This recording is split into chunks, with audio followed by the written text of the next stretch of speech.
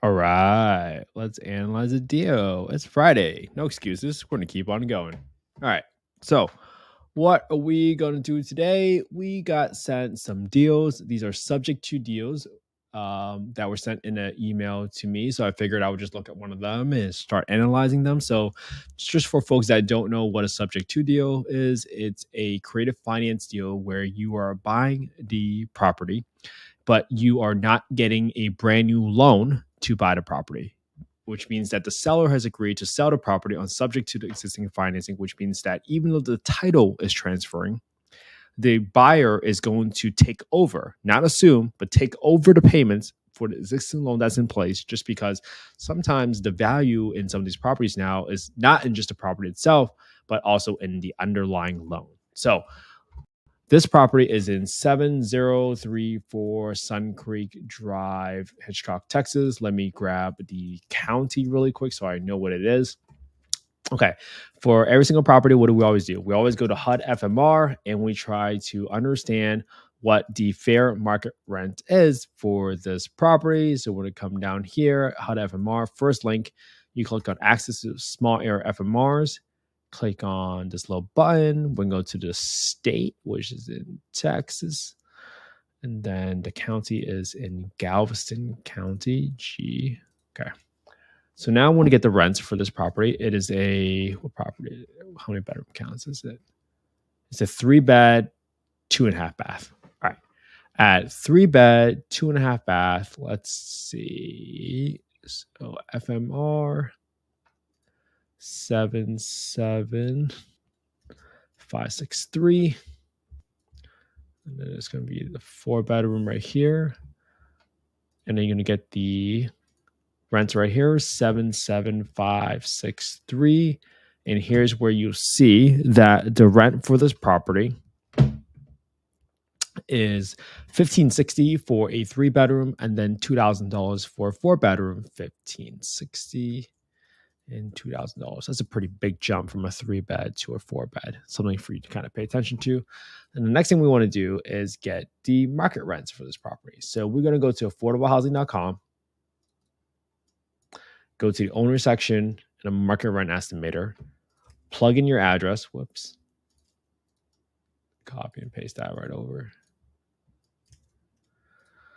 Put in 3 bedrooms right here. And the reason we want to get the market rents is why? We want to confirm what the market rents is for this area so that we can compare it to the fair market rents. For a 3-bedroom property here, it's saying that for 25 units within a 1.89 mile radius, the average rent is $14.99. That's good to know because that is really close to our FMR at 1560, 1676, 1623. 1951. Now, the reason I'm getting all these numbers right now is so that my partner or investor can also look at the deal so that they can figure out whether or not these are truly accurate rents. 2039, 1784, 1670, 2339. Okay, that's a 4-bedroom rent. And again, the market rent here is actually really close to the 4-bedroom property. This is a 2.9 mile radius. So I can assume that I can almost get $1,500 rent for this property. So at $1,500, plug that right into my spreadsheet.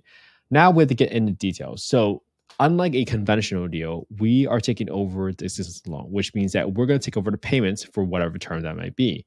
Now I'm trying to get some numbers here. So the purchase price is $312,000, $312,000. Mortgage payment is 2236. It's principal, interest, taxes, insurance. It's kind of interesting that principal, interest, taxes, insurance, but they don't have an insurance number in here. I am going to assume that they had a typo and the taxes include the insurance maybe, but let's see. The existing loan is 271239. 271239. HOA 33. HOA 33. This is a 3.4% loan that matures in 12/20/51. 12/1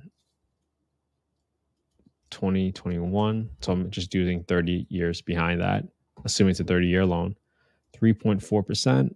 3.4%. That's a weird interest rate. Usually it's like I bet it's 3.375. Let's see. 464, 735.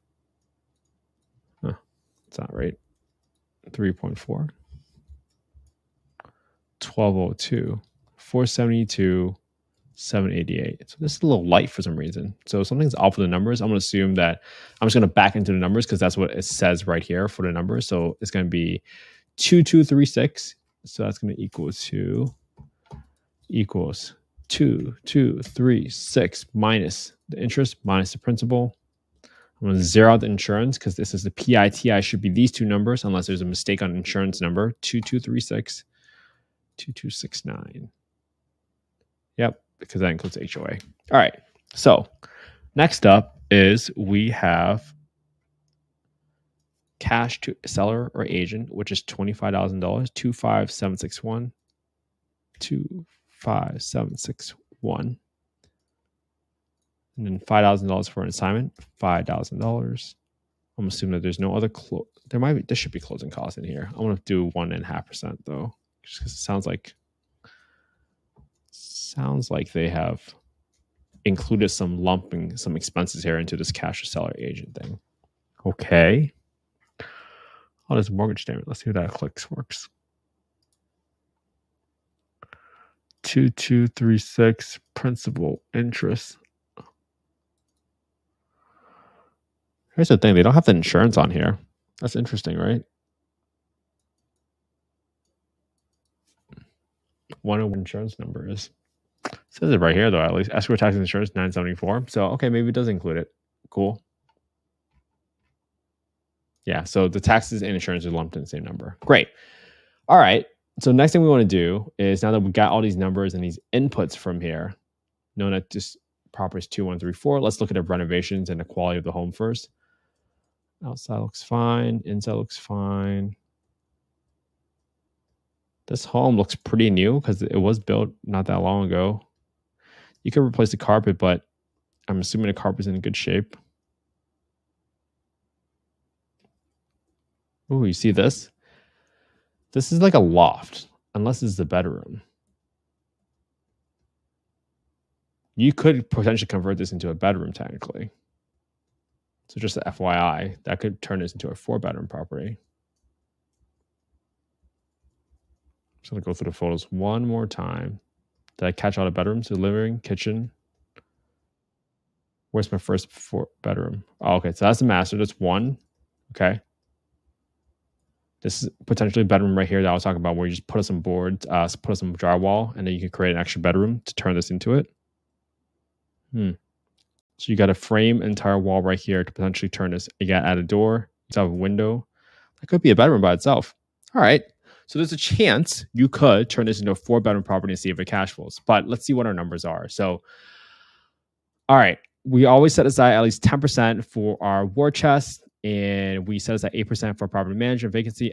This is a losing deal, because even if you get this property to a $2,000 rent, your PITI was over $2,000. This is why they're selling it. This is why they don't want to keep it, because it does not generate any money. Now, that's not to say it can't be a deal for you if you are trying to buy your own home as a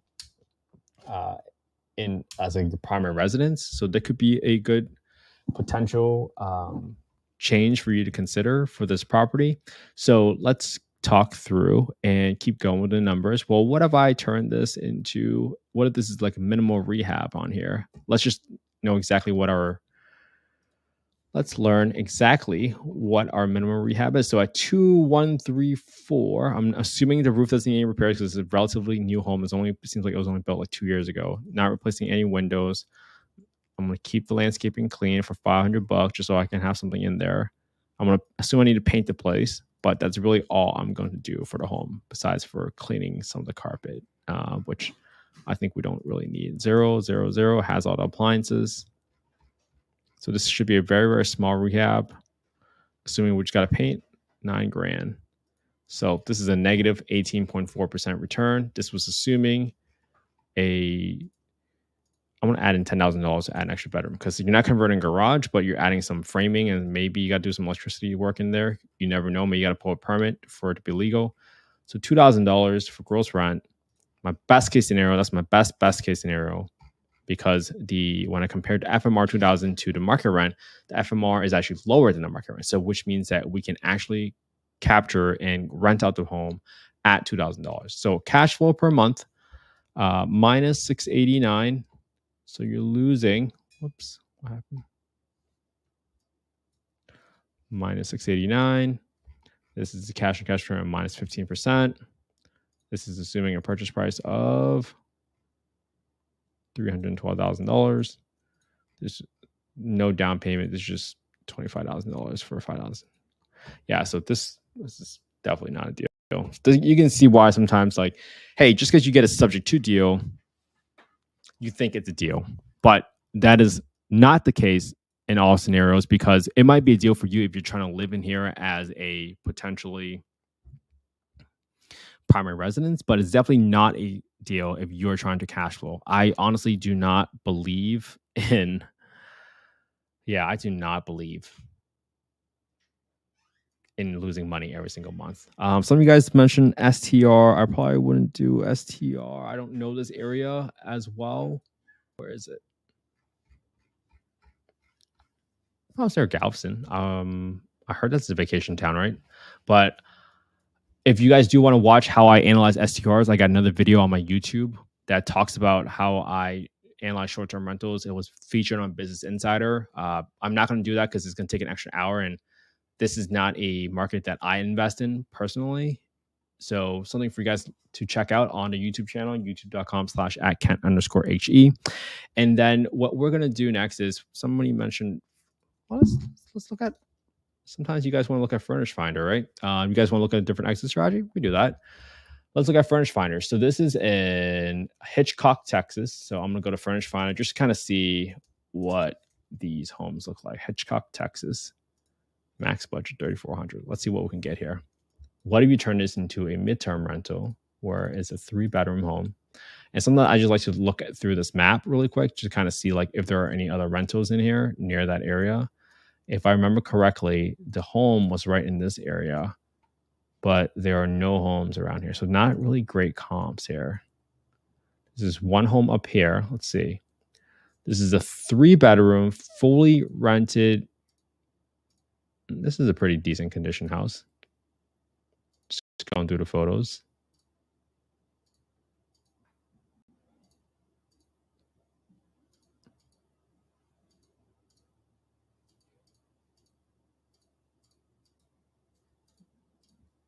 All right.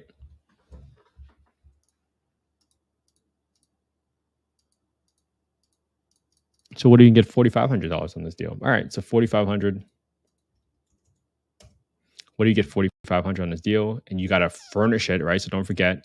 So I would usually put in at least about $6 to $7 grand per bedroom. So that, give or take, let's do $6,000 times 3 for 3 bedrooms. And then I always spend about roughly around another $5 to $7 grand for furnishing. For our short-term rentals, we spend about 20 grand renovating our short-term rentals. So I might put in at least another 25 grand. So that's going to be a 17% return on your money before adding expenses. So this is the problem. A lot of people forget that, one, there is an HOA, but two, most importantly, there's utilities. There are cleaning expenses. So you got to make sure you have all these expenses in there if you're truly trying to figure out whether or not this is going to cash flow as a property. Now, for the single family home of 2,000 square feet, right now for my home in Scottsdale, which is about 2,500 square feet. How much square feet is this one? 2,000. Okay. It's going to be roughly the same. I spend about $400 on electricity every single month. It might be different for every market. I don't know what it is here in Texas, but I'm just going to gauge it and see what happens. $400. Let's say it's going to cost you another $200 for water, electricity, water, sewer. So I'm gonna say another $65 for sewer at the very minimum, even $100 400, 200, 100. Is this on gas? Let's see. What they have for utility? They have a gas range, central heating, gas, public water, sewer. Okay, that's some gas. We'll put another $100 for gas, and then plus you got to clean it. Roughly, you should be probably cleaning once every 3 months. Ideally, I wouldn't clean it every single month. So if I do 150, just for someone to kind of get in there, do a quick clean to keep it clean during the mid-stay, 983. And now all of a sudden, this is a $336 cash flow a month for this property at 4.6%. Not a deal for me, but maybe you guys have a better insurance client that might be willing to pay more than $4,500. That's not my expertise. If you guys ever want to follow somebody that is really good with midterm rentals, check out Tanisha Epps. She has a great YouTube channel about midterm rentals. So I was like following with her because she is also an insurance adjuster. So she has a great network. All right, cool. Typically, we don't look at midterm rentals, but today it was so far off from being a deal for Section 8. I figured I'd just have some fun and look at another exit strategy. And usually for midterm rentals, there is an insurance state clientele that you can go after, or there is a travel nurse, or you just go after midterm rentals on Furnish Finder. That's typically where I go to try to get some comps. Even the best case scenario at $4,500, it doesn't seem like this is a deal for me personally, but maybe it's a high appreciating market. And if you guys just want to make some cash flow and you guys think you guys can get the expenses a lot lower because I overestimate it, hey, maybe it's a deal for you. This is not investment advice. I am not soliciting any investments, but I'm simply showing what I do on an everyday basis. And that's what I do. Happy Friday, guys. I hope you guys have an amazing, amazing weekend. Let's see. Do I have any comments in the chat? Let's see. Boom, boom, boom. It's fire. Hey, Ross, how you doing? It's $100 up, bro. I did not create the calculator myself. I got it from somebody else, and I just leveraged it, and I updated the formula to kind of meet what I needed. And cool. All right. Awesome. Thank you for the comments, guys. I appreciate all of you guys. I will talk to you guys soon. If you guys want the calculator, just DM me at Invest with Kent He. DM me your email. I go live every single day on YouTube and in the Facebook group for our affordable housing investment community. Have an amazing day. Talk to you guys all soon. And the whole reason why I do this is I hope you guys copy every single property that I look at every single day. Look at the same deal, same spreadsheet, put it on your own YouTube channel, and I hope you guys can raise a ton of capital that way for your own deals, because when you look back at all of your history, you guys can say to a potential investor that says, hey, when they ask you why is this a deal, you can tell them, well, that's because I have analyzed over 100 deals, and these were all not deals until I saw this one. So this way you can kind of get over the self-limiting beliefs that you can't raise capital, that real estate is the rich person's game. It's not. You just got to put in some practice, convince other people, and provide as much value as possible to others. So hopefully I will have a deal for you guys soon. This is probably almost day 50, but we're going to keep doing this for another 100 days together. And if I continue getting good feedback, I'm going to keep on doing it because it's essentially a habit now. And once you start doing it every single day, it just feels weird when you don't go live, analyze a deal. I used to analyze a deal every single day, but I never went live. And now that I'm going live, it kind of keeps me accountable even on off days. Doesn't matter if it's Friday night or it's Thanksgiving, I'm still going to go live because once I commit to something, I stick with it. Hopefully this was helpful for everybody. This was really, really cool to kind of see everybody here on a Friday night analyzing a deal together. It shows that you guys are serious about this stuff, and I can't wait. And I hope you guys find better ways to analyze deals better than I do. That's the whole point of why I do this. So cool. Have an amazing day, everybody.